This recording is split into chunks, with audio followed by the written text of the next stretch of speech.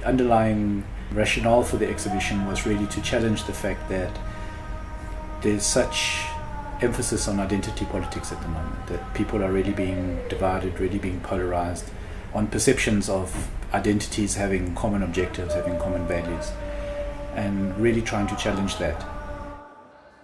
It allowed artists from different provinces, neighboring countries, to come together to try and find common ground, because it opens platforms for relationships, and that will also inform how the art is created. One has to find that sense of unique identity within Africa as a continent. Sometimes we are too prematurely exposed to the global context of what is happening, and we're not really focusing on who we are as a people. In the context of South Africa as an evolving democracy, and then in Africa at large, we should have more engagements. I mean, if you look at the list of artists that we are exhibited, we get Natalie Picoro, for example, who's born in Gabon, grew up between France, Germany. So that for me was really interesting, to sort of look at who's a citizen and who's a resident, you know, who's African, who's not African, who determines that. It's creating that space for a convergence of voices from very different spaces. That's where identity politics does come in a lot, because we're getting exhibitions that are closing down saying this is a black artist's exhibition, or this is a young artist's exhibition, or this is a woman's exhibition. It's not that those aren't necessary or important, but all too often there's this assumption that you can't speak on something unless it directly affects you in the way that you can claim it as yours. Combining a visit to a mine with other images that talk back to the above-below social strata. The resource curse actually refers to people of extreme poverty who live above extreme wealth, and it just doesn't make any sense whatsoever. We're all complicit in mining. Mining's everything and everywhere. And then other work which are dealing with security and how we imprison ourselves. We live behind burglar bars. Every day I'm trying to go out of the house. I have to think of how do I lock my house, how to have security. It actually makes our life very uncomfortable, and we all, our society, I feel we all imprison ourselves, you know. It starts from the journey, makes one to become a migrant, and situation that they go through. So I try to investigate politics, because that's what makes one become a migrant. I do abstract, semi-abstract work, very much inspired by just the movement of people, crowds.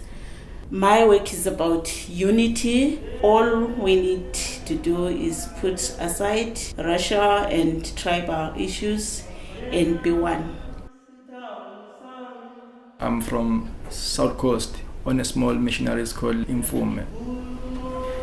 When King Shaka the Great was on top of the mountain of our village, he commanded his soldiers to not run away from their enemies, and that's in Zulu called Ifa Umi, which means die where you were standing.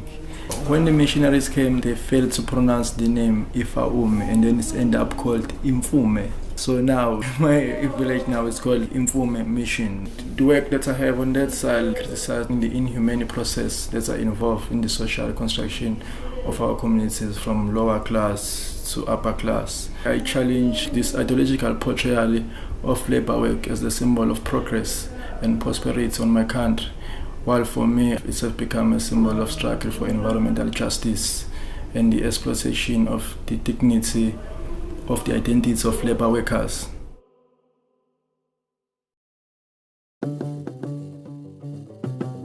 The work I'm showing is called Mbira Phonics, which is a work of soundings, Mbira soundings. It's a tool for interrogating and also creating access to alternative indigenous knowledges, remixing or playing with the soundings so as to expand their meaning, looking at objects as something that carries a social memory.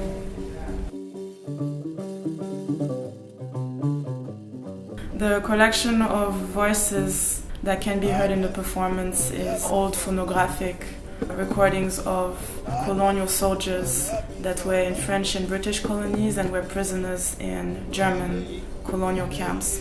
William Duggan believed that in order to create a museum of world culture, it could only include men, because only men could be producers of world culture. And he believed that the women could not transmit that. So a lot of these recordings of women are missing or destroyed. And my question was, where does the tongue of the woman sit into, and how is her transmission carried over time if this invisibility is so oppressing?